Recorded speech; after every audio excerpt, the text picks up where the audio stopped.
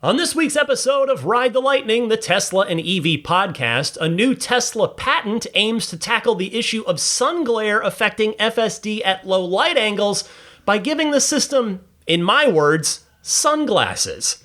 Plus, Tesla boosts battery production efforts at Giga Berlin, a deeper look at tire manufacturers' warranties and how they might be able to benefit EV drivers, and more.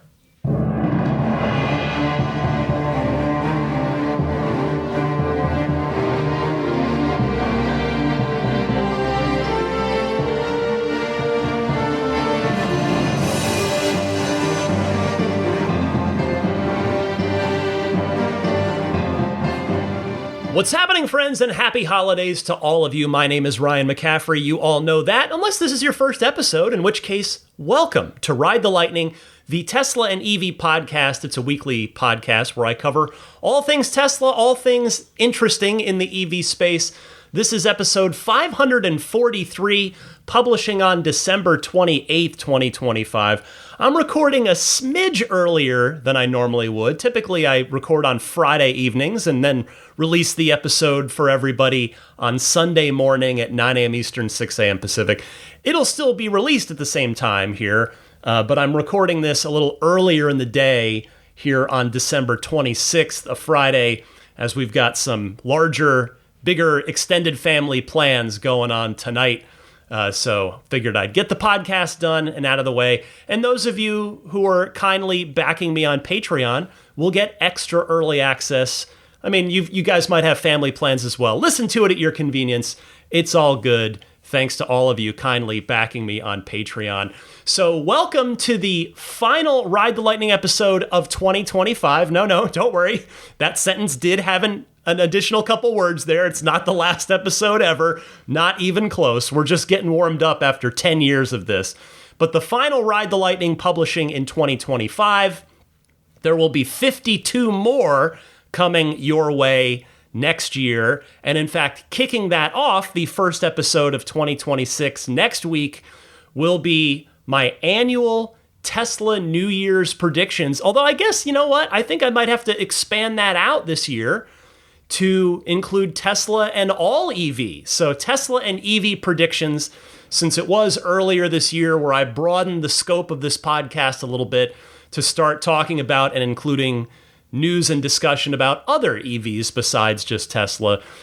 Part of the annual New Year's predictions episode, though, for those of you that have been with me for a little while, includes the fun part of holding myself accountable, where I score myself. I go back to the previous year's predictions and I grade myself on how well, or perhaps how not well, I did on my 2025 predictions. So stay tuned for that on next week's episode.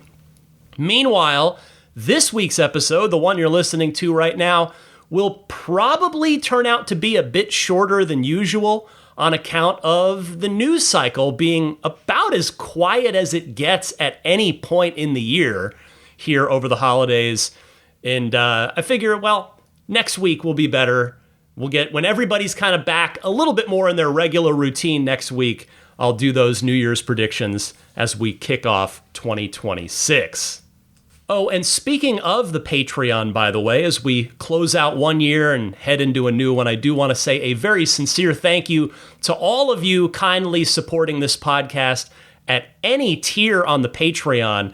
The support tiers start at just $5 a month. So if you're not familiar with Patreon, the super quick version is, it's kind of like Kickstarter, but for your favorite creators. And instead of one specific project that has a beginning, middle, and end, it's for ongoing support of your favorite creators, whether they be musicians, writers, poets, podcasters, just all sorts of different creative people are on Patreon, and I am one of them. And if you would like to support what I'm doing here, because this is a free podcast, but if you can lend me some support, boy, would it be supremely appreciated. The support tiers start at just $5 a month, and as a thank you for that $5 a month, I offer you an ad-free episode each week, as well as early access to that ad-free episode. If you step up to the most popular tier of my Patreon, which is the $10 per month tier, you'll not only get the early access to the ad-free episode every week, but you'll also get access to the past, present, and future archive of the entire run so far of the lightning round bonus mini extra episodes that I do weekly on Patreon for that $10 tier on up. This week's lightning round was a chat with longtime listener Jason Trimble, who goes all the way back to the beginning of this podcast and shares with me his long journey to becoming a Tesla owner. I love talking to you guys and hearing your EV story, your Tesla story. And so I've been trying to do one of those a month on the lightning round. So hopefully you enjoy that one if you're with me on Patreon. But again, patreon.com/Tesla podcast, or just click the link in the episode description. That is my Patreon page. That's where you can go to see all the information about the Patreon, and you can choose to support there if you like. And as a quick reminder, if you don't really want to do the monthly thing, but you'd like to throw me some support, I do offer a 10% discount on the annual pledge. There is an annual pledge option, and as a thank you for making that year-long commitment, I give you a 10% discount. So one more time, it's patreon.com/Tesla podcast. Diving straight into our main headline story for this week, Tesla is aiming to combat a common full self-driving problem with a new patent. I saw this story on Teslarati, who writes, in part, one issue with Tesla's vision-based approach is that sunlight glare can become a troublesome element of everyday travel. Full self-driving is certainly an amazing technology, but there are still things Tesla is aiming to figure out with its development. Unfortunately, it is extremely difficult to get around this issue, and even humans need a way to combat it when they're driving, as we commonly use sunglasses and/or sun visors to give us better visibility. Cameras obviously do not have these ways to fight sun glare, but a new patent Tesla had recently published aims to fight this through a glare shield.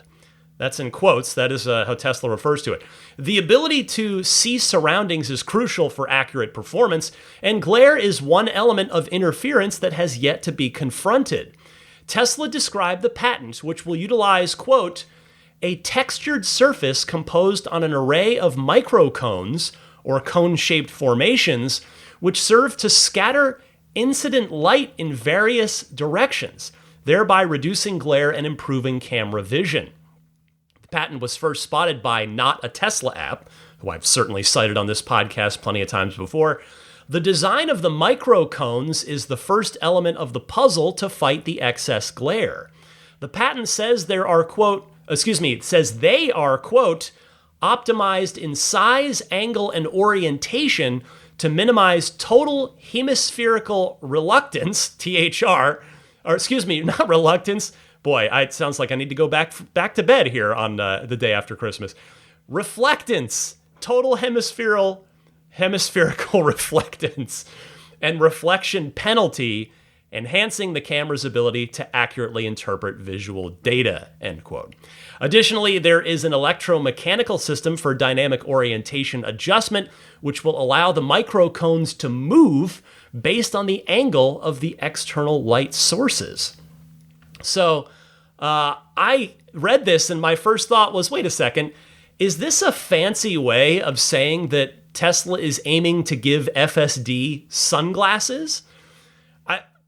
I think that seems like, if I'm correctly converting that explanation into layman's terms in my own brain, that does seem like a fair way to boil it down. But regardless of whether or not the Tesla engineering team filing this patent would agree with my description of it, this does absolutely sound like a very, very smart approach to trying to navigate through what are clearly, everybody has to acknowledge, there are trade-offs of a camera-only system, right? And this is one of the downsides.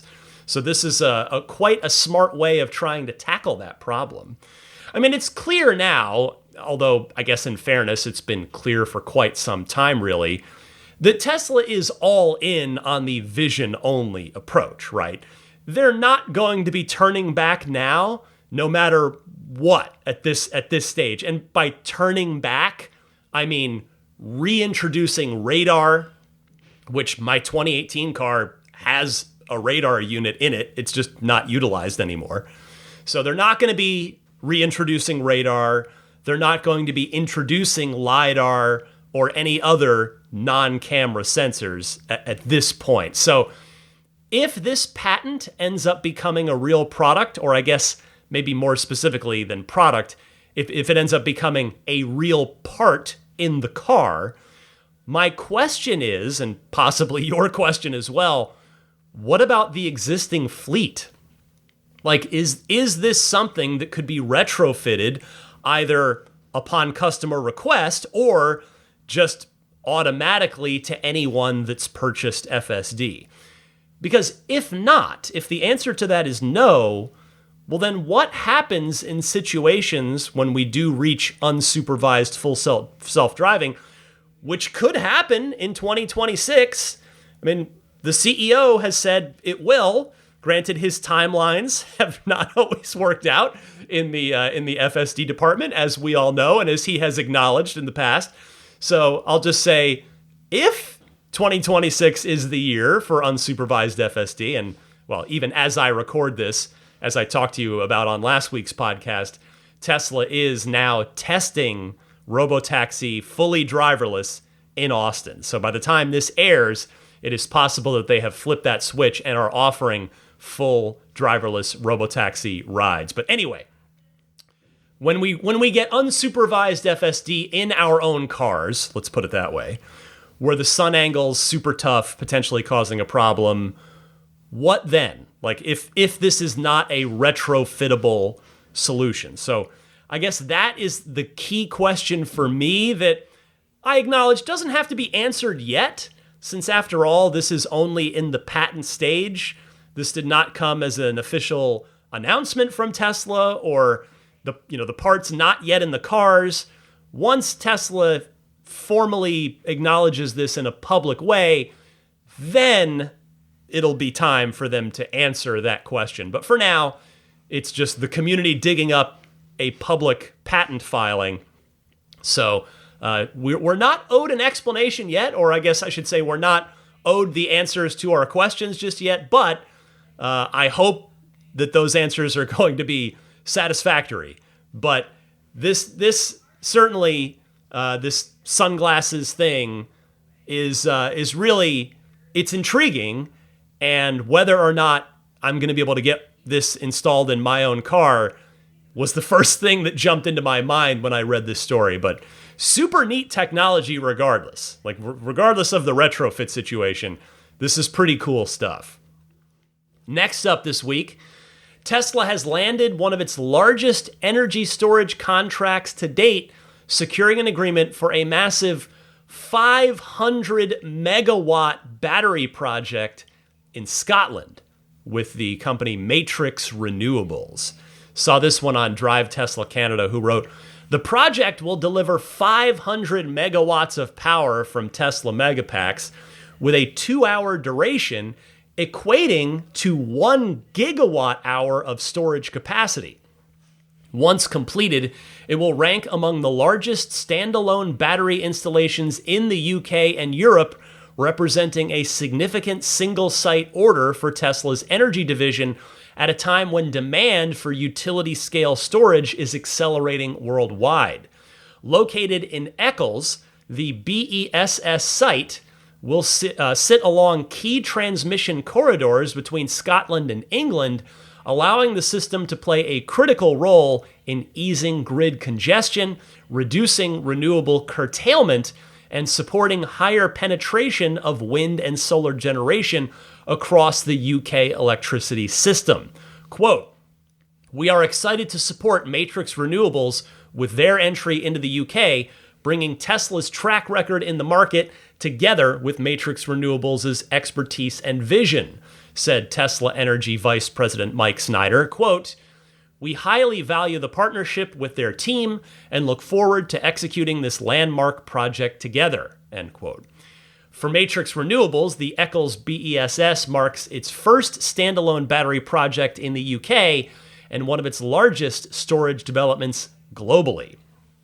Well, thank you to the Drive Tesla Canada folks for that one.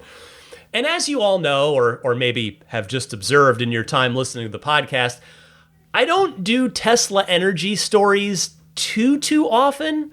It's not that they're not important. They're just, quite frankly, not as fun to me as the automotive side of things. It's quite honestly just not as interesting to me. However, they are a huge part of Tesla's business. We've been seeing that especially be the case in recent quarters. The vehicle business has been lagging a bit for various reasons, but not the energy side of the business. The energy side has been picking up the slack for the automotive side, and the energy side of Tesla's business continues to boom. And so that means that stories like this, when these massive projects are announced, it is certainly newsworthy, and I'm happy to talk about it because, when you've got utility companies and municipalities signing up for these gargantuan megapack projects, it is hugely beneficial to the local environment and the local community. I mean, remember the first big one from Australia? And if you're like, oh yeah, like that one is years old now, and it has proven to be a fantastic investment for everybody involved. And hopefully this one in Scotland and the UK helps keep another peaker plant from being needed, and hopefully it replaces some fossil fuel generated energy with renewable energy. 500 megawatt hours, that is just a colossal amount of power. So bravo to the folks in Scotland at Matrix Renewables for getting this deal done and making this happen for the communities that will be served by this in Scotland. Next this week, in fact, the final Tesla-specific news story I've got for you, Tesla boosts battery production efforts at Giga Berlin. No, not Texas. It's Berlin. One more tip of the cap to Drive Tesla Canada, who wrote, Tesla is once again pushing forward with its long-term battery plans at Giga Berlin, while also restarting battery pack assembly at the site. According to Tesla, the company is now preparing Giga Berlin to support up to 8 gigawatt hours of battery cell production annually, beginning as early as 2027, provided economic and regulatory conditions allow. To support this goal, Tesla confirmed it will invest an additional investment in the hundreds of millions of euros into battery operations, bringing total investment in on-site cell manufacturing to nearly 1 billion euros, which translates to about $1.2 billion US, and that figure comes via Reuters. Tesla says the objective is to consolidate the entire battery value chain at a single European location, from cells to battery packs to finished vehicles. If fully realized, this would make Giga Berlin one of the most vertically integrated EV production sites in Europe, a distinction Tesla notes is currently difficult to achieve given cost pressures and competition from China and the United States. At the same time, Tesla has resumed battery pack assembly at Giga Berlin after a temporary suspension earlier this year. Production had been disrupted following an August fire in the battery pack area, which destroyed several hundred cells but resulted in no injuries. Since then, Tesla has reconfigured the facility, implementing new equipment and updated manufacturing processes, allowing it to restart operations. Plant manager Andre Tierig recently described the revamped operation at an internal Tesla event as Tesla's most highly automated battery pack factory worldwide, highlighting significant upgrades to plant engineering and automation systems, according to the German publication Handelsblatt. While battery packs were previously assembled at Giga Berlin using cells from suppliers such as CATL and LG Energy Solution, the updated packs now integrate Tesla-manufactured 4680 cells shipped from Giga Texas. This change means that Model Y vehicles built in Berlin will soon be delivered in Europe with Tesla's 4680 cells, though the company has not yet confirmed which specific variants will receive them. Tesla had previously paused plans for local cell production in Germany in 2022, opting to prioritize U.S. investments amid more favorable subsidy programs at the time. Well, I have to be quite honest here, as always. I had completely forgotten about this. This meaning battery production at Giga Berlin. Because Giga Texas, of course, got their battery production going, and for a while there, we had a standard range Model Y, in fact, a standard range all-wheel drive Model Y with 4680 cells. But then after not too long, that ended, and then we didn't see anything from Giga Texas's battery production again until November of 2023 when the Cybertruck launched with the Cybercell 4680. But if you remember back, around the same time that Texas originally got started with their battery production, Giga Berlin was supposed to as well. And that did end up happening, as the article that I just read you mentions, but with 2170 form factor cells. So the fact that Tesla is now ramping back up on 4680s, that is interesting to me, and honestly, it's pretty exciting. Unfortunately, as we've all seen pretty clearly by now, the Cybertruck has not been selling nearly as well as it had been forecasted to by Tesla, and thus, Tesla hasn't presumably had to allocate nearly as much 4680 inventory or 4680 resources to that Cybertruck effort, the Cybercell effort, freeing up more of it to be used out of Berlin. It could also be, I'll note, that Tesla has simply ramped up on 4680s regardless of the state of Cybertruck's production numbers. It doesn't necessarily have to be an either-or thing. It can be both. And so, this leads me to a follow-up question. Will these 4680 cell Model Ys out of Berlin be built with the structural battery pack? Remember that one? That was supposed to be a safer, more rigid, just a better way to build the Model Y with a structural battery pack.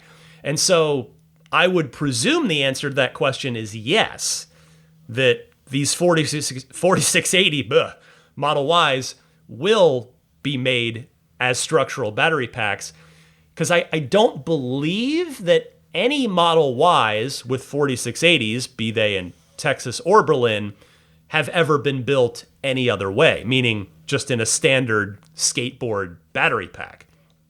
But presumably, that is simply simpler, to use a term that I think Tesla would prefer. Maybe the term would be more efficient, that building them using a structural battery pack process would be a more efficient way to make the Model Y, and thus it might also lower the manufacturing cost of each Model Y as well, and thus increasing Tesla's margins. Now, the article asked a good question that I don't have a direct answer to, but let's think about it here for a second. The article asked the good question of which variants would these 4680 cells be for in Berlin? Could it be for the seemingly imminent Model YL for Europe? Well, probably not, because according to that report from last week's podcast, those cars are going to be built in Shanghai still, and then just exported to Berlin. But if Berlin does ever start manufacturing the Model YL itself, then I think it's a totally fair question to wonder, well, will they start doing the L with the structural battery pack with the 4680s? We shall see on that one. But I think the one variant we can rule out for now is the new Model Y Performance, because that one is a very specific beast whose battery cell from Panasonic that we've already learned about is very specific to that vehicle. It's not to say that Tesla and Panasonic couldn't start building those as 4680 cells, but I think it's reasonable to presume for now that it's not going to be the Model Y Performance that gets 4680 structural battery packs out of Berlin, but most likely the more vanilla variants of the vehicle. So we shall soon find out. That's the good news here. We will learn this before too long. In fact, I wonder if it'll even be coming up on the next earnings call, which I guess looking at the calendar, where are we here? I think we're probably 4 episodes away from the next earnings call. So stay tuned for that before too long. All right, in other EV news this week, I wanted to say thank you to listener James Charay for sending me this InsideEVs.com article about how many EV owners can potentially cut down on their tire replacement costs.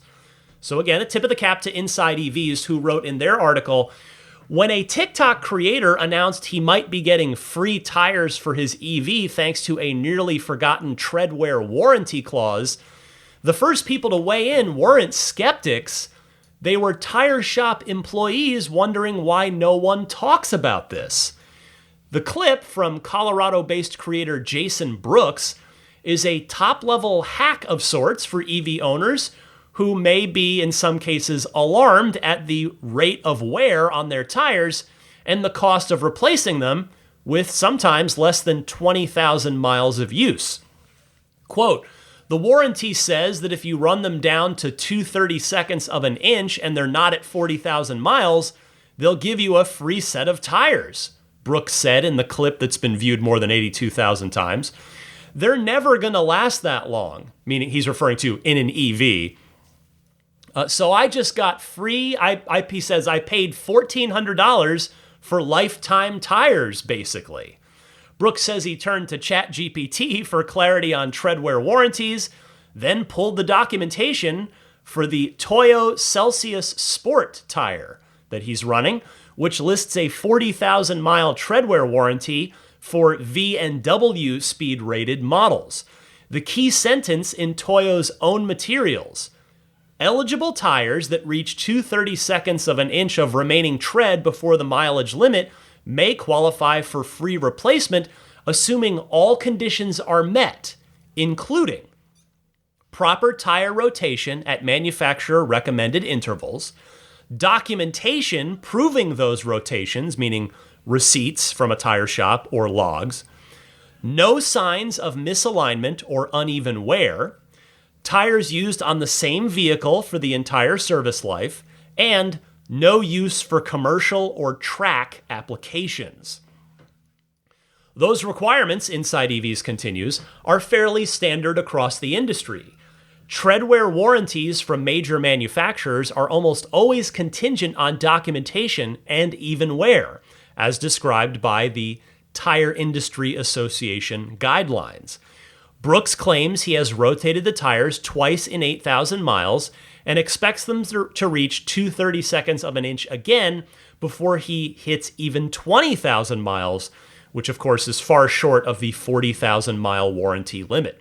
What makes this clip different from typical viral warranty hacks is the volume of tire techs confirming the basic idea, even as they warn that the process isn't as generous as Brooks suggests.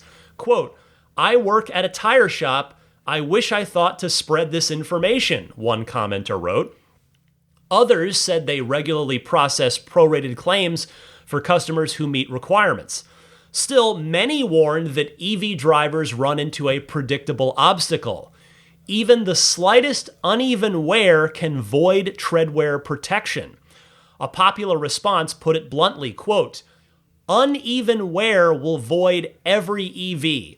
I have yet to see one that doesn't have an alignment issue, end quote. This is from a alleged tire technician commenter on this video. Some professionals cast doubt on Brooks's interpretation. One commenter claiming to work in the industry said, quote, you will never get a free set of tires. You will always get a pro-rated warranty, end quote. Others insisted they've seen full replacement treadwear claims honored, just not often on performance tires or EVs. Brooks closes the video by urging viewers to, quote, look at your tire warranties, man. Just stop paying full price, end quote. In that sense, his message is less about gaming the system and more about making use of a consumer protection that most drivers forget exists. Well, thank you to Inside EVs and to Mr. Brooks there for the video. And I wanted to just mention this on this week's show because I think it's a great PSA. Now, I will say I've heard about this before, but I'll be honest, I haven't yet put it into practice myself, and I should.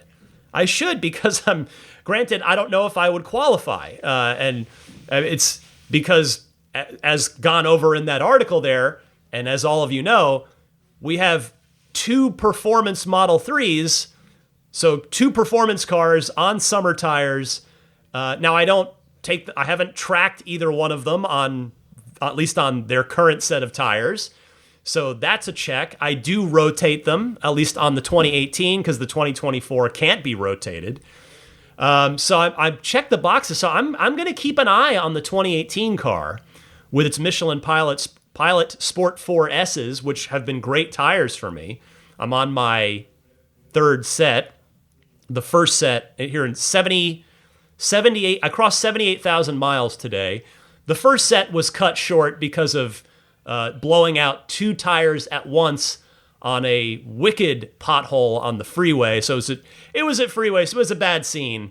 If you've been listening for a long, long time, you might remember that story from, that would have been 2019 was when that happened. That was a while ago. But anyway, point is, for me, I'm going to be keeping a close eye on the 2018 Model 3 and perhaps get to take advantage of this. And that's why I wanted to mention it here as well, in case it sort of flicks a light bulb on in the brains for any of you guys out there. Because if I can pass this along and potentially save any of you money, of course I want to do that. Of course I want to be of use to you and try to help out if I possibly can.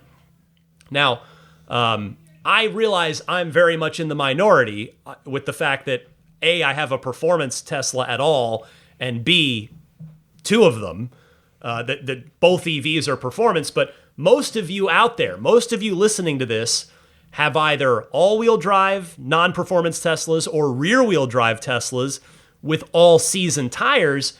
And so hopefully what I've just talked about should absolutely apply to you. So just make sure that you're getting your rotations done regularly. I'll say, I'm not trying to give them an intentional plug here, but over in my neck of the woods, America's Tire, which is known as Discount Tire in certain places, like I don't only know that because in Arizona, where I mostly grew up, they're Discount Tire down there. But that particular chain, it's a big chain tire place, they do rotations for free. Maybe some other big chain shops in your area do too. So just stay on top of your tire rotations, and if you haven't had an alignment done, maybe you'll say, well, maybe it's too late for this set of tires, but just keep that in the back of your mind and make sure you're getting your alignment checked on I think you're supposed to check it every 2, maybe 3 years. I think it's every 2 years. You're supposed to check the alignment, but keep this in mind for the next time that your tires wear down. And in fact, I made this the subject of this week's Patreon poll because I wanted to see, basically, I kind of wanted to see if talking about this on the podcast was going to be a public service announcement or if this is something that everybody already knows. So at the beginning of the week, I put up the Patreon poll, which again is totally free. You don't have to be backing me on Patreon. All you have to do is stop by patreon.com/Tesla podcast. Stop by once a week and vote in the poll. It's open to everybody. This week's question was simply, have you ever utilized your tire manufacturer's treadwear warranty? And I said, well, I'll explain the whole thing on this weekend's episode. And the results kind of back up what I suspected, and meaning I'm glad I spent a few minutes on this story this week. 54% of you voted no. You've not done that. And I would have to vote no myself in this poll. And another 26% of you voted, wait, what? I'm eager to learn more about this. 17% of you said yes. So essentially, about 5 out of every 6 of you listening hopefully got something out of that. And again, I just felt like that was, it's not a news story, but I just thought it was a potentially really useful PSA because it might be able to save you hundreds of dollars. And I'm looking at myself in the mirror on that too. Like I'm looking at, I guess like this might save me hundreds of dollars. So I was happy to find this story. I want to say thank you again to listener James on that for sending this in. And hopefully you'll find it useful as well. All right, that's everything I've got for you in this week's Tesla and EV news. But stay tuned for your phone calls in the Ride the Lightning hotline. I think I've got, finally, for once here, I've got time to get to a few more of your phone calls than I typically do. There are plenty of good ones ready and waiting to be aired. So let's do that in just a minute. Hi, this is Franz von Holzhausen, and you're listening to Ride the Lightning with Ryan McCaffrey, the Tesla unofficial podcast. Before those Ride the Lightning hotline calls, let me mention, as usual, my friends at Accelerate Auto and their XCare EV battery warranty, extended warranty specifically. You may have heard recently that Tesla themselves now offers a battery and drive unit extended service agreement, but it's not for every Tesla owner, and it's not the same kind of protection. Tesla's battery ESA is available only for Model 3 and Model Y. So if you own an S, X, or Cybertruck, this coverage is not even an option. For those who do qualify, Tesla's battery ESA lasts just 2 years or 30,000 miles after the factory coverage ends. XCare's battery and drive unit protection is built for long-term ownership, not simply short extensions. Tesla charges a $500 deductible per visit. Multiple visits mean multiple deductibles. XCare offers flexible deductible options designed to limit repeat out-of-pocket costs. Tesla requires all covered repairs to be done only at Tesla service centers. XCare works with approved EV repair facilities, giving owners flexibility when wait times matter. Tesla excludes battery degradation, capacity loss, and software-related performance changes. XCare focuses on actual battery and drive unit failure risk, not just narrow definitions. Tesla offers limited coverage, limited models, limited time. XCare delivers broader, longer-term protection. When you compare them side by side, it's not even close.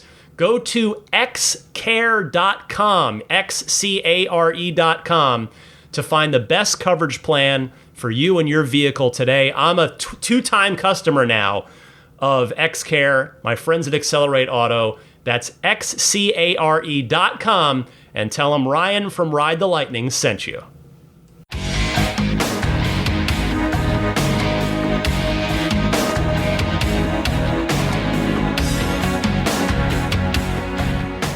Welcome to the Ride the Lightning hotline. It is your chance to call in and potentially be featured on an upcoming episode. So if you've got a Tesla and or EV related comment, question, discussion topic, etc., give me a call. I welcome and invite you to do so. There are 2 ways to do it. Either use your smartphone's built-in voice recording software, record the question. I kindly ask that you keep it to 90 seconds or less so that I can get to as many callers each week as possible. Then simply email that file to me at teslapodcast@gmail.com. That's also the way to get a hold of me if you'd like to email me. Or you can take that same 90-second or less call and simply call in and leave a message on the Ride the Lightning hotline itself. That toll-free number is 1-888-989-8752. That number again, 1-888-989-8752. TSLA. And if you know someone special out there with an upcoming birthday, anniversary, graduation, or some other special occasion, you can give them a unique gift of recorded voices from friends and family telling them why they're special. The recordings can be podcasted or put onto a keepsake. Visit lifeonrecord.com to learn more. First up this week is Sean from Auburn, California. So I was super lucky and got to put in my order for my Model Y Performance. literally hours before the tax credit went away. And I got to say thank you to Tesla for giving us that opportunity. But now I guess I'm getting greedy because I'm wondering what the possibilities are of a Model Y L performance. And was wondering what your thoughts on maybe that possibly happen. Thanks a lot. Love the show. I have to confess here to start with that Sean's call has been in my queue for a good little while now. So, Sean, let me first say congratulations on sneaking in that tiny little hours-long window that Tesla had where you could order the Model Y Performance and still qualify for the federal tax credit. You're going to be getting a fantastic car, and I wonder if, in fact, by the time you hear this, here at the end of December, or maybe you're listening at the very beginning of January, hopefully you've taken delivery of that car by now. But to answer your question, it's this. Honestly, while I have to believe, and I continue to believe would be the way to say it, that we are going to get the Model Y L here in North America, I don't think it's going to be anytime soon. I don't think it's going to hit before Q3 of 2026. You will have long since taken delivery. Like I said, by the time you hear this, maybe you've just taken delivery already. And I honestly don't think that Tesla is going to make a performance variant of the L. I think that one is going to focus on luxury rather than performance, even though, in fairness, it does have the Model Y Performance spoiler on it, so I'll give it that. But I don't think the two are going to merge. I don't think we're going to see a Model Y L Performance. No LP which is, I know that's makes me think of albums, but no LP in this case. I don't think. I'd be thrilled to be proven wrong, as I often say on the podcast, but I don't see it in this case. What I'll give you to close out, though, I'll give you my updated price prediction for the Model Y L if and when it arrives on U.S. shores. Now that we know what the Model Y Performance price is, I think the L will start at $60,000 if in fact it arrives in the U.S. as I do believe it will. I think it's going to be $59,990 with obviously the chance to option it up higher with paint colors and maybe a larger wheel option, white interior potentially, and of course FSD. But I think $59,990. That's where I'm placing my wager in terms of U.S. starting price, U.S. base price for the Model Y L if and when it arrives. Next up this week, here's Larry from Atlanta. Hey, Ryan. Larry here from Atlanta. How you doing?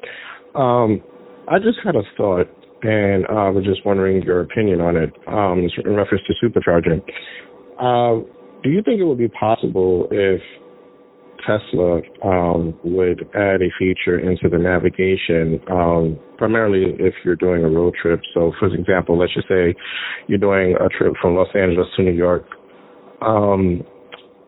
It will populate all the supercharging stops that you would need to get to your destination, but also add the cost of what that trip will cost you to get from point A to point B. So, for an example, it will show all the stops.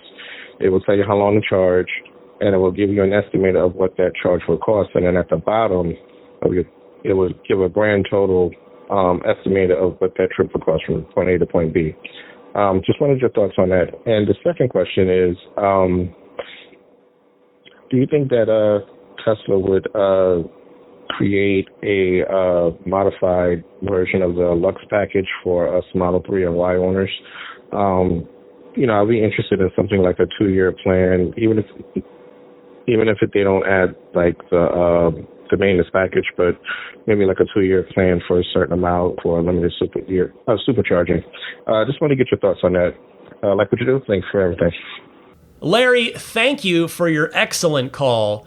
To your first request to have the total estimated supercharging cost displayed when you punch a road trip into the nav, oh my goodness, I cannot possibly co-sign that idea quickly enough. This is an absolutely fantastic suggestion that Tesla could and should absolutely do. Yes, it would have to be displayed on your screen as an estimated cost. because it's obviously up to you when you decide to unplug the car. Like, it's up to you to determine how much juice goes into the car at a supercharger.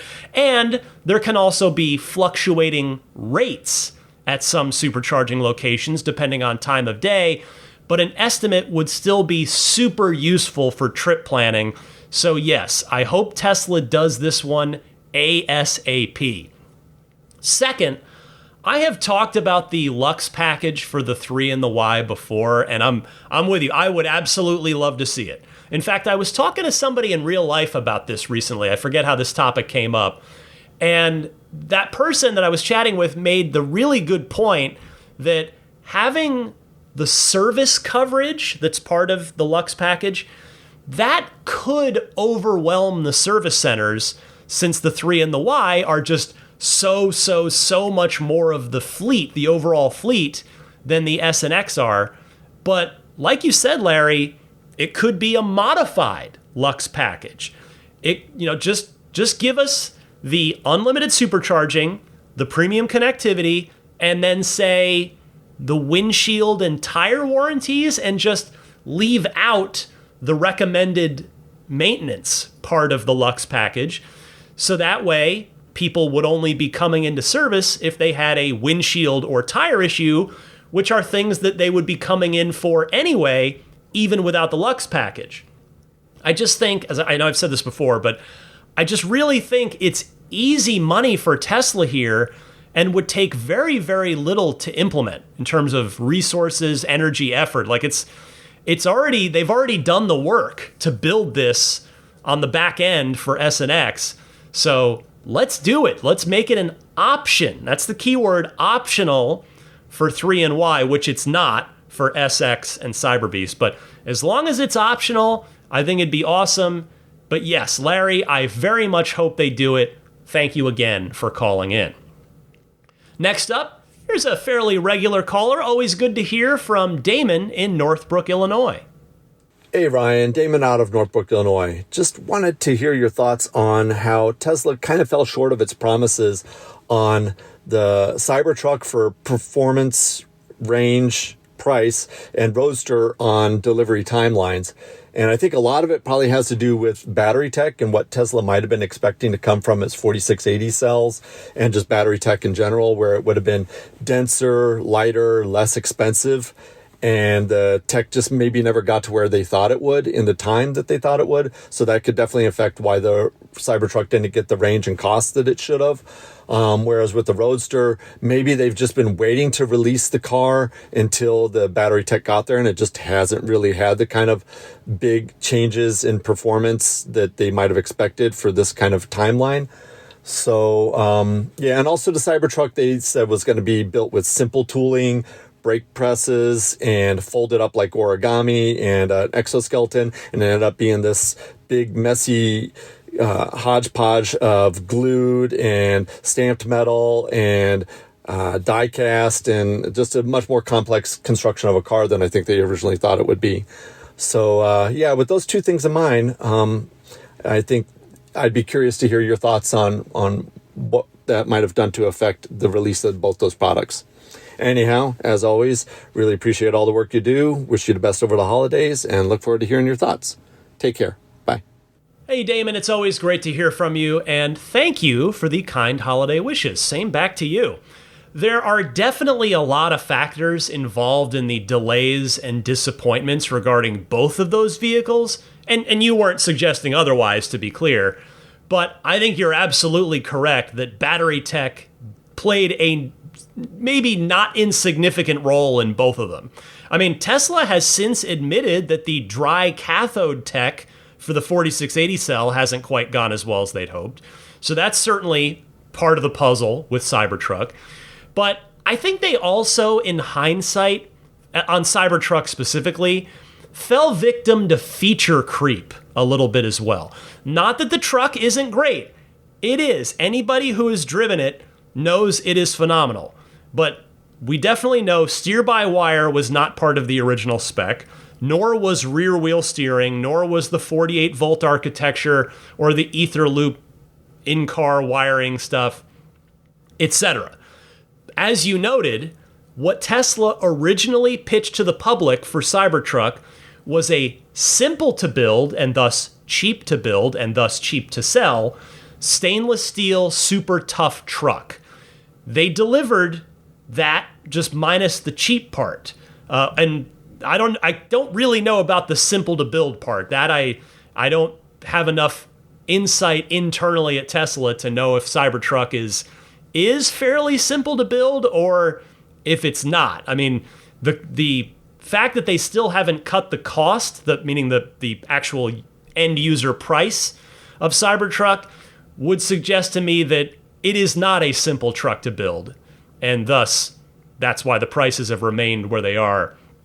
But they did end up putting a bunch of other cool tech on it, as I was just reading to you, that yes, it's like that stuff's all super cool, but along with the 4680 cell seemingly not quite panning out like they'd hoped, that all that resulted in and I know there were some exterior factors as well. Again, there's not one thing here, but the bottom line is that in part for the choices that Tesla themselves made, the base model truck, when it finally debuted, was twice the price of the originally announced base price of the truck. And yes, I know that that one was that it was actually the second trim. They just never delivered the single motor, like the base, kind of the $40,000 one. So it's not quite apples to apples, but just to the bottom line is the cheapest Cybertruck available, $80,000, which is twice as much as what was originally supposed to be the cheapest version of the truck at $40,000. And sales of the truck simply have not recovered from that, despite how cool the Cybertruck is in the tech department. Now, as for Roadster, I certainly think that battery tech must have been a factor, but my gut, and that's all it is, tells me maybe not quite as much of one. Because if we take a look at the bigger Tesla picture, and Damon, I know you know this, I'm not trying to lecture or explain here, but just to kind of paint the whole picture, Tesla did end up delivering the Roadster in the performance department. They delivered it in 2021 in the shape of the Plaid Model S. I just think that the Roadster wasn't a priority for them, and Elon has, without maybe using quite those blunt of words, he has used the cherry on top of the dessert analogy, metaphor, whatever. He's said that a lot over the years. And I just think the Roadster wasn't a priority for them. And when I say not a priority, I mean, I don't think they were working on it at all for a lot of the years. Well, because there's no way they could have been working on it this whole time, right? If they had been working on it this whole time, it would have come out by now. So I think they really genuinely put it on the back burner for a lot of years, while they were understandably trying to scale up into a high volume, profitable automaker. Because if you remember, back when the new Roadster was announced in late 2017, yes, more than 8 years ago now, Tesla wasn't profitable yet. They had only just started shipping the Model 3. In fact, at the time of the Roadster's unveiling, the only people that could get a Model 3 were Tesla employees still at that point. So that means that they hadn't gone through the quote-unquote production hell yet, which means they hadn't become the high-volume automaker yet, and they also thus weren't profitable yet. Once the Model 3 got up to speed, well, then the focus became the Model Y. Understandable. It's the moneymaker for the company now. And then the focus became the Cybertruck. And okay, you could start to nitpick there, like, well, maybe they got a little too into the weeds on the Cybertruck and they should have got the Roadster. But it's neither here nor there. But the bottom line is the Roadster just never seemed to get any momentum internally. But now, finally, it's moving forward. And even though Tesla you can rightly criticize them for how long it's been on that car. The good news is that the vehicle that they will finally deliver in, hopefully about 2 years from now, should be light years beyond the thing that they announced in 2017 that is now basically on the road in the form of the Plaid Model S.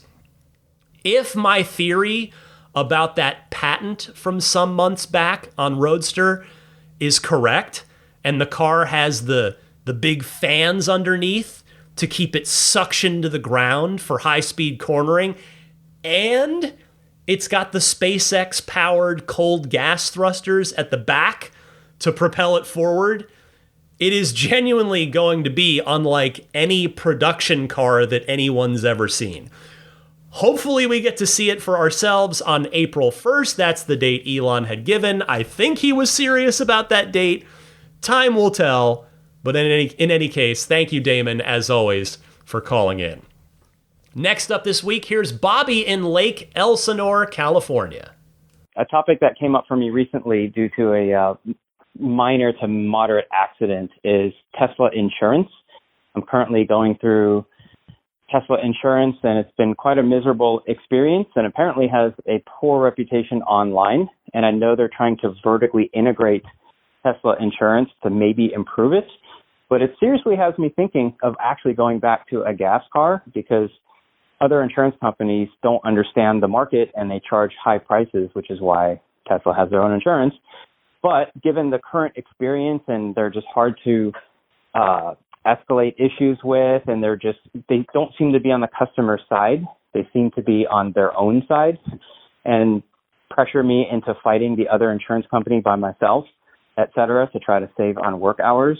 And it's really weird, and I don't know if you've explored this topic before, but I think it would be useful because, in my opinion, it could be the deal breaker for people purchasing Teslas. They seem to have hit a bit of a ceiling in the marketplace, and that might be one of the sticking points. I know it is with a couple of my coworkers. So maybe you could explore that topic. And again, I appreciate your show. Thanks, Ryan. Bye.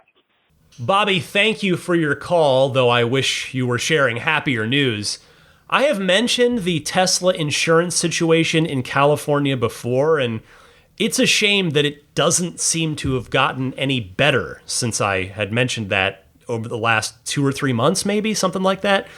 You are not the only listener that I have heard from who's had a terrible experience, and it's unfortunate to say that, but it's true. And quite frankly, it's just unacceptable on Tesla's part. You are correct that it should not be on you to fight the other insurance company, because that's literally why you pay for insurance. You're paying for the services of that insurance company to go to bat on your behalf with other insurance companies when these things happen. I mean, we know that insurance is pretty different state by state. And so, as far as I know, the serious customer issues with Tesla insurance are specific to California. I mean, I haven't heard anything, at least on in terms of a serial pattern of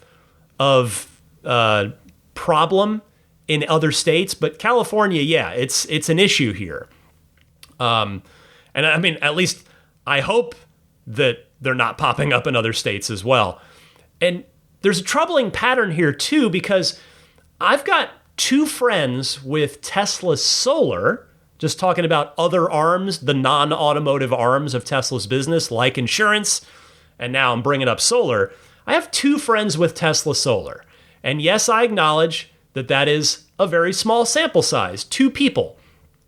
But 2 friends with Tesla Solar, they have both had problems with their system, and more importantly than that, both of them had also gone through absolute nightmares trying to get their issues resolved. So why I bring that up is to say that it would seem like, again, I acknowledge small sample size, it's not necessarily reflective of the entire business here, but there are troubling indications that Tesla has a serious customer service problem outside of the automotive side of the business. Although that's far from perfect as well. There's room to improve on the customer service side in terms of communication with customers and that stuff on the automotive side. But it's at least, I will say this on the automotive side of things, that seems to have had more invested into it, customer service wise, than the customer service departments in the energy and insurance, energy/solar and insurance arms of the Tesla business. So Tesla, do better. And Bobby, I hope that Tesla gets you properly sorted out soon. Good luck to you, sir. I've got time for one more call this week. It comes from Todd up in Prince Edward Island, Canada. Hi, Ryan. This is Todd from Prince Edward Island, Canada. I just wanted to make a second follow-up about snowy driving and regen braking. I agree with fellow Canadian Ian's assessment. My 2020 Model 3 rear-wheel drive slows down perfectly fine on snowy roads when using regen, and I feel safe. But here in Canada, as in many colder climates, we use a lot of salt on the roads. And with the brake pedal not getting regular use, the pads and rotors don't see a lot of use either. And over time, those parts can seize up and stick. So unfortunately, I fell into that EVs hardly ever need service trap and went 3 winters before getting brake service done. Yeah, I didn't read the manual. So instead of just a regular cleaning and lubrication, I had to replace rusted pads and rotors, and the caliper pins were seized in place and had to be cut out.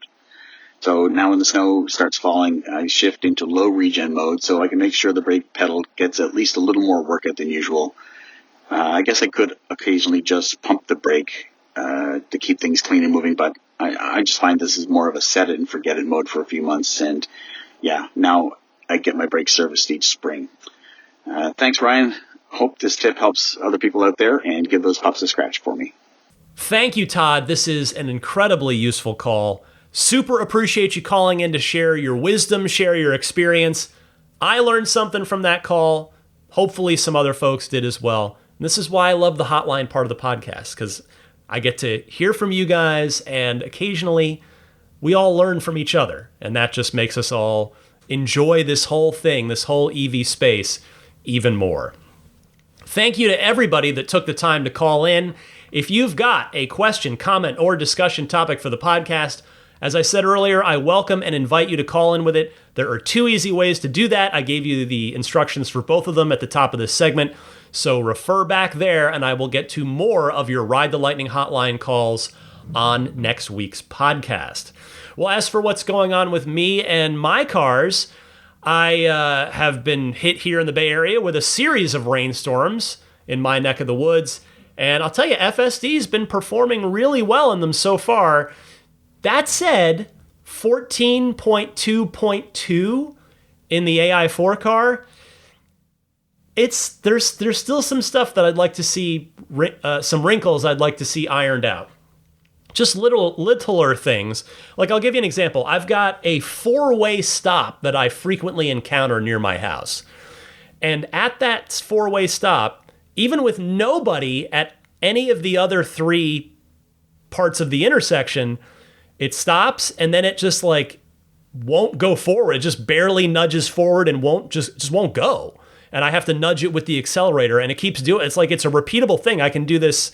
I can go to this anytime I want, and it's going to repeat it. So I've been reporting the issue with the voice memo thing, voice recording feedback, but I just don't understand how. Again, I'm not trying to criticize the FSD team. I'm just for as good as the system is, I don't get how that is tripping it up. I guess that's what I'm trying to say in the most polite way possible. So still got some little minor things I'd love to see. And just the logic, the 2 steps ahead logic still isn't quite there for me. As good as it is overall, again, it's like if I need to be making a left-hand turn, and then make another left-hand turn pretty quickly after that, and there are multiple left turn lanes, get in the far left of the left turn lanes so that we don't have to make a lane change in the very brief time between the first left turn and the second left turn. It's stuff like that that it's just still not doing well. But hopefully that stuff will all continue to get smoothed out over time. Here's, by the way, a quick PSA now that the Northern Hemisphere is officially in winter. This is a simple one. It's nowhere near as informative as the treadwear warranty thing I was talking about earlier, but just a simple note to check your tire pressures. Yes, your car will tell you if they get too low. You don't really want them to get too low, though. But I've noticed in both of my cars, even in our relatively mild San Francisco winter, the average temperature being a good bit lower, both cars have lost enough. There's enough PSI where I needed to put air in both of them. So, again, not dangerously low, but just a tad under the recommended PSI level. And remember, too, underinflated tires reduce efficiency. So if you want to maximize your efficiency, make sure those tire pressure levels are where they're supposed to be. Here's a quick entertainment recommendation for you this week. And this one is, it's pretty specific, I'll be honest. It's very specific to my tastes, and maybe this won't interest you in the slightest, but that's okay. But my favorite band ever, laugh if you want, I don't care. I'm immune to it. I am a big fan of Counting Crows. I always have been. I just grew up at the right time where I was a moody 14-year-old, as many 14-year-olds are, and they Counting Crows kind of broke onto the scene, and their music just always connected with me, and I've followed them ever since. I've seen them a million times in concert, and I love those guys and love their music. Well, they have a new documentary about their first two albums, which are if you've heard Counting Crows, it's almost certainly you've heard stuff from the first two albums. But anyway, the documentary, it's on HBO Max. It's called Counting Crows, Have You Seen Me Lately, which is the title. That's the name of a song on the second album. A great song, I might add. But if that is of interest to you in the slightest, check that out on HBO Max. Time for your Tesla Pro Tip of the Week. It comes from Alex in San Jose, California. Hey, Ryan. It's Alex from San Jose with a quick tip on the new Holiday Update 2025 navigation reordering feature. It turns out that if you're moving a bunch of entries the first time, you might need to save a bit of time because it's a big project. For me, it's like 7 years of entries to go through. And so if the entry you move, entry you want to move, say, to the very top of the list and you're halfway down 7 years, if you happen to line that entry up with the bottom of the visible part of the list and have it slightly off the bottom end, so like the very bottom of the list is covering part of the entry, and then you slide it up with the pull bar on the left side, the list will move underneath the entry rather than the entry moving on the list. And this will mean that you don't have to scroll back down once you've moved the entry a full screen's length. And it'll, in my experience, it's saving me about a third of the time. So yeah, I hope that helps for this very nostalgic first reordering of navigation entries as you're going back through 7 years of stuff and need to bring things to the top. So happy holidays. Say hi to Daisy and Lily for me, and enjoy your vacation coming up. Signing off. Bye. Fantastically helpful pro tip of the week right here, Alex. Thank you so much. This is super helpful. Appreciate you calling in. If anybody else out there has a good Tesla pro tip of the week or EV tip of the week, do feel free to call in with it. Enlighten me. And then I will pass that information along to everybody out there. We do the pro tip of the week at this part of the show every single week. So keep those pro tips of the week coming. You can call in the same way that you call in with a regular Ride the Lightning hotline call. And now we come to the part of the podcast where I mention some friends of Ride the Lightning that can hopefully be useful to you at some point. Maybe that time is today, maybe it's next week, maybe you just file it away in the back of your mind for when the time comes. but some vendors out there with some excellent products and services, starting with abstractocean.com, who continues to offer the 15% discount off of your first order using the coupon code RTL Podcast. All one word on that, no spaces. RTL Podcast, abstractocean.com. Probably the single biggest and definitely best place to get accessories, aftermarket stuff for your car. Maybe it is the custom fit tempered glass screen protector that's made from the same stuff that Corning uses on Gorilla Glass. Maybe it is a lighting kit for either the inside of the car or outside of the car, or the puddle lights. Just, there's so much stuff. You got to go take a look. Just trust me. You won't regret spending 2 minutes going to abstractocean.com, clicking on whichever vehicle you own, whether it's a Tesla or Rivian. See what they've got available for your car. And if anything strikes your fancy, throw it into your online shopping cart. And don't forget that coupon code RTL Podcast at checkout to get 15% off of your first order. The Snap Plate and the Snap Plate Plus, available for all the Teslas, available for the Rivians. I think they've got it for the Chevy Bolt now as well. I think they might even have it. I'm just going to go to the website and find out. They've got it for, let's see here. Oh yeah, there's everything. I mean, they've got, the Blazer EV, which has been doing well, the Cadillac Lyriq, the F-150 Lightning, the Polestar 2 and 3, the Subaru Solterra, and its cousin, the BZ4X Toyota, as well as the cousin to that cousin, the Lexus RZ. Anyway, they've got snap plates for everything now. And so, well, why use a snap plate?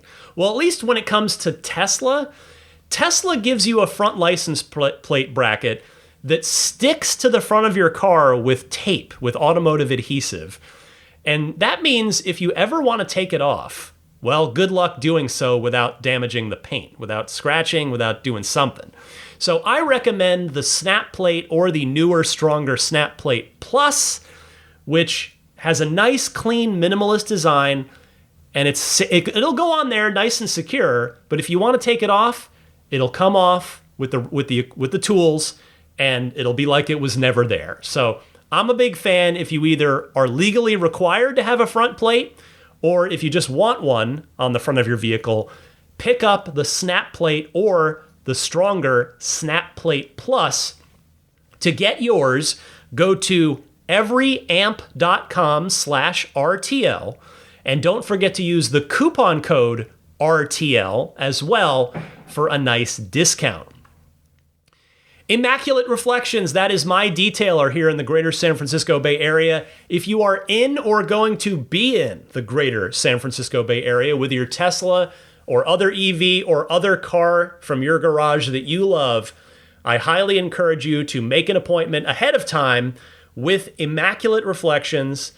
And I promise you, they'll take great care of you and your car, whether you want to do paint correction. And if you're like, well, wait, what's paint correction really going to do? What I would encourage you to do is Google it. Google image search paint correction, and I'm sure you'll find some good before and afters as to what a paint corrected car looks like. Or if you happen to meet up with me at some point, you can take a look at my car and see what a paint corrected car looks like. It just, to me, I just think it looks so much better to have. The finish looks like it's supposed to look when it's paint corrected. If that's not interesting to you, that's fine. Maybe you want to do paint protection film to protect the car from, road debris, those little rock chips that inevitably happen over time. You can head those off with paint protection film. Maybe you want to do ceramic coating because waxing the car once, twice a year is annoying. It's time consuming. You get it ceramic coated once by a professional detailer, and it's going to last for 5 to 7 years. How do I know? Well, my first round of ceramic coating on the 2018 Model 3 Performance lasted 7 years. Anyway, go to the website irdetailing.com. Reach out through the contact buttons there. You'll see them in various places on the website. And when you are talking to Jeff, the owner there, about what services you want to have performed on your car, make sure to mention up front that you're a Ride the Lightning listener, and then Jeff will very kindly and generously extend the Ride the Lightning listener discount to you. The Patreon, I mentioned it earlier, so I won't spend much time on it here, but that's the way that you can choose to support the podcast if you like. It's a free podcast, always has been, always will be, but if you see it in your heart to support me on Patreon, you'd be making a huge difference in my life, my family's life. I'd be humbled and grateful if you considered that pledge. So head on over to patreon.com/Tesla podcast to learn more and to go ahead and sign up and join me. If you're not already following the podcast on various podcast services, you can do so simply by searching Ride the Lightning Tesla on the likes of Apple Podcasts, TuneIn, Spotify, or YouTube podcasts as well. Just search Ride the Lightning Tesla, and when I pop right up there, just click the follow button, and that way you'll be given a nice little notification on your device every time a new episode drops. Finally, if you'd like to follow me on X and or on Instagram, you can do so at DMC_Ryan. That's my username on both of those. You can also email me anytime, teslapodcast@gmail.com. And that'll about wrap it up for the final Ride the Lightning episode of 2025. But before I go, I want to say hello and thank you to the very generous top-tier Patreon backers, the Maximum Plaid tier, the Roadster and Space tier, and the Grandfathered-in Plaid level tier. I'll start with the Grandfathered-in Plaid level tier, folks. Big thank you to George Cassiopo, Logan Willis, Peter Chalet, Eric Randolph, Dory and Steve Guberman, the Tesla Owners Club of Taiwan, Ron Lee, Charlie Gillespie, Jeff Angwin, Chase Cabanillas, the Lydia family, Aaron Altschul, Jared Brown, Jerome Strack, Jamie Dalton, Mike and Barbara from Louisville, Matt Nixon, the Tesla Owners Club of Wisconsin, Ish, not Elon Musk in quotes, Peter, and the Bear Boys of Colorado.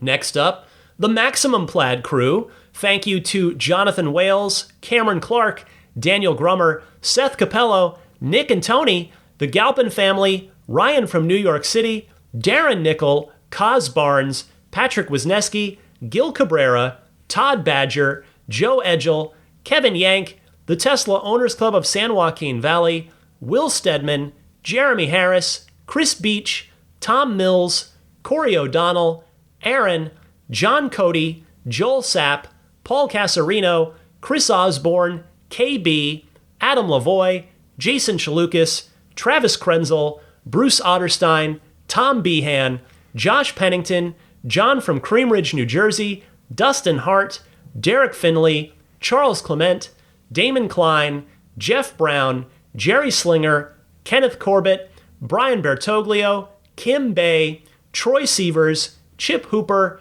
Matt Chinander, Robert Moran, Rav, Christopher Mann, and Michael Williams. Finally, the Roadster and Space tier backers.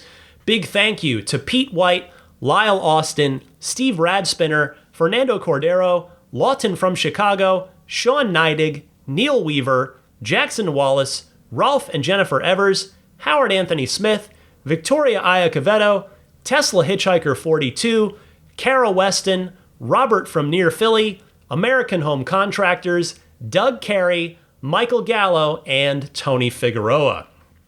And that, my friends, officially closes the book on Ride the Lightning for the year 2025. That is now 10 full years, 52 weeks a year, 10 full calendar years in the books for this podcast. And you know what? If you'll allow me a moment here, man, I'm pretty proud of that. That's now there's a lot of good luck involved there that I never got sick enough to have to miss a show or, like laryngitis. I've definitely had laryngitis once or twice over the past 10 years, but thankfully never, it had been better by the time I needed to record on Friday nights. But I'm I'm really proud of the body of work that I've put together here so far. Still plenty to do. Lots to do, long way to go. But whether you've been with me for 10 years or 10 months or 10 weeks, or this is your first show, thank you all so much for taking the time to listen, to share in the enthusiasm with me for this stuff. And I just want to wish all of you the happiest of New Year's heading into 2026. Again, on next week's show, it'll be tradition, the annual New Year's predictions for Tesla, and I'll add in other EVs as well. So I'm looking forward to that. That'll be fun. That'll be fun for me to put together, and I hope it'll be fun for you to listen to. But yes, Happy New Year, happy electric motoring, and I'll see you back here for, well, year 12, technically, calendar year 12, since I started in 2015, August of 2015. Year 12 of Ride the Lightning begins on next week's episode.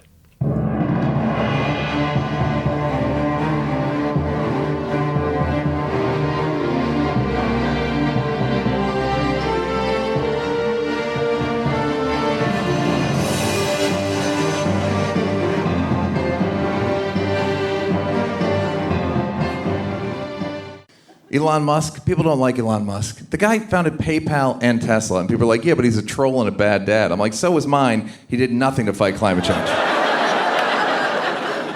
Also, have you been in a Tesla?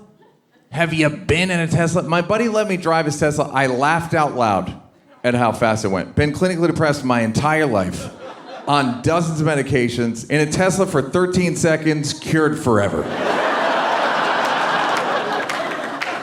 I mean, I think a Tesla is the most fun thing you could possibly buy ever. That's what it's meant to be. Our goal is to make it's not exactly a car. It's actually a thing to maximize enjoyment. It's maximum fun.